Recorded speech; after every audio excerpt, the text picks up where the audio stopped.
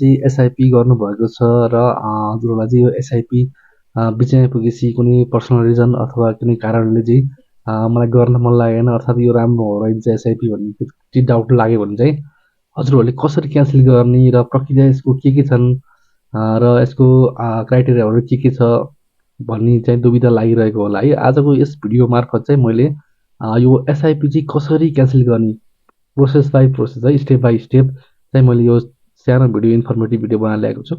Please भिडियोलाई चाहिँ सुरुदेखि अन्तिमसम्म हेर्नु होला र जो साथीहरू चाहिँ यस च्यानलमा नयाँ हुन्छ प्लिज च्यानललाई सब्सक्राइब गर्नु होला है।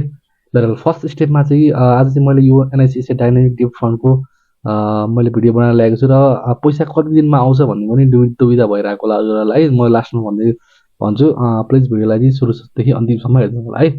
हेर्नु होला।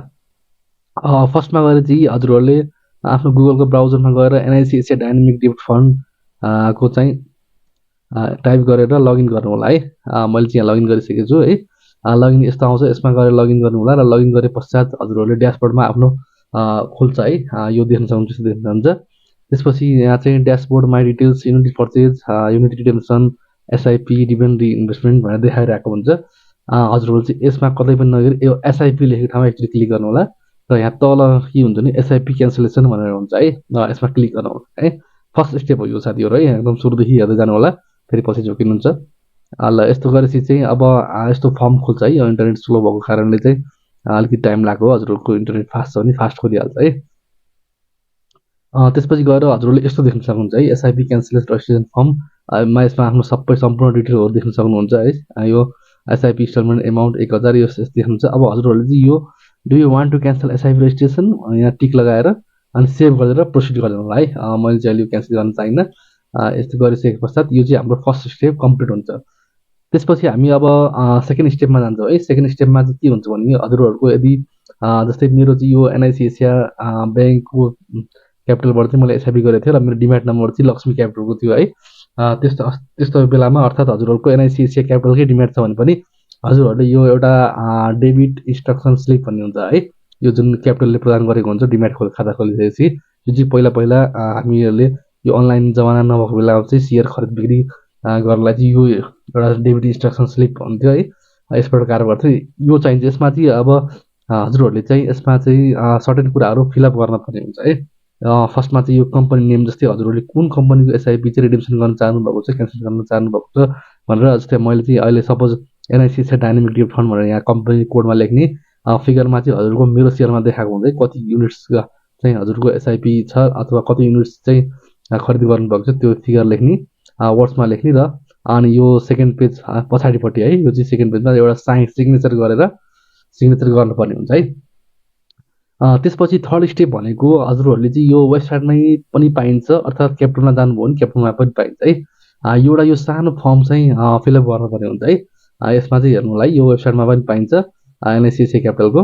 यसमा गएर चाहिँ डाउनलोड्समा गएर यहाँ फर्म्समा जानुभयो भने चाहिँ हजुरहरू यहाँ विभिन्न फर्महरू मध्ये चाहिँ हामीलाई अहिले चाहिएको भनेको एसआईपीको फर्म है। हेर्नु सिस्टमेटिक इन्भेस्टमेन्ट प्लान एसआईपी देखाएको है।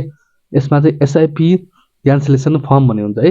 यो चाहिँ एउटा डाउनलोड गरेर प्रिन्ट गरेर यसमा चाहिँ सानो सर्टेन कुराहरू भरेर अनि त्यसपछि गएर चाहिँ क्यापिटलमा अर्थात् नजिकैको ब्याङ्कमा दिनुपर्ने हुन्छ है। जस्तै यसमा चाहिँ नेममा आफ्नो नाम लेख्नु भयो, father's name, grandfather name, date of birth, BOID number र एसआईपी क्यान्सल डिटेल हुन्छ। स्किम नेममा चाहिँ अब कुन हो हजुरहरूको स्किम, जस्तै मेरो अब एनआइसिएसए डाइनामिक डेब्ट फन्ड हो कि अब एनआइबिएल सहभागिता फन्ड हो कि सिद्धार्थ के फन्ड हो है, त्यसको नाम लेख्नु होला। र एसआईपी इन्स्टलमेन्ट एमाउन्ट भनेको चाहिँ हजुरहरूले कति रुपियाँ चाहिँ किस्त हालिरहनु भएको छ मन्थली है त्यो लेख्ने। र एसआईपी फ्रिक्वेन्सी भनेको चाहिँ यहाँ चाहिँ यो चाहिँ एसआईपी फ्रिक्वेन्सी चाहिँ अन्तराल भनेको है। यो चाहिँ मन्थली अथवा अब के हो है हजुरहरूले कस्तो गर्नु, क्वार्टरली गर्नुभएको छ, इयरली गर्नुभएको त्यो लेख्नु होला।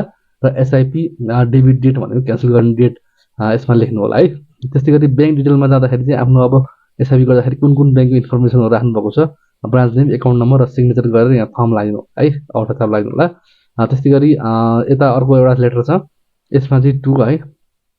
यो यसमा चाहिँ we having a service for है स्किम नेम भनेको जस्तै एनआइसी हो कि एनआइबिएल सहभागिता फन्ड हो यो लेख्नु होला। र एनपिआर कति छ है, मन्थली चाहिँ कतिको जम्मा गर्नुभएको छ, 1000, 2000, 3000 यहाँ गरेर यहाँ मन्थली हो कि क्वार्टरली टिक लगाएर अनि त्यस पश्चात चाहिँ एउटा साइन सिग्नेचर गरिदिनु होला है। तल यहाँ सिग्नेचर गर्ने ठाउँ छ।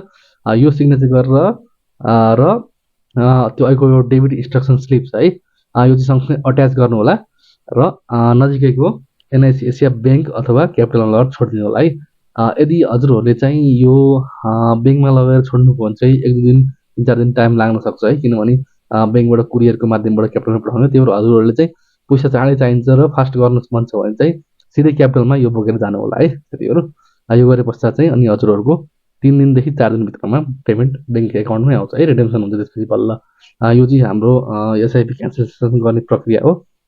भिडियो हेरिदिनु भएकोमा धेरै धेरै धन्यवाद साथीहरू है, थ्याङ्क यू।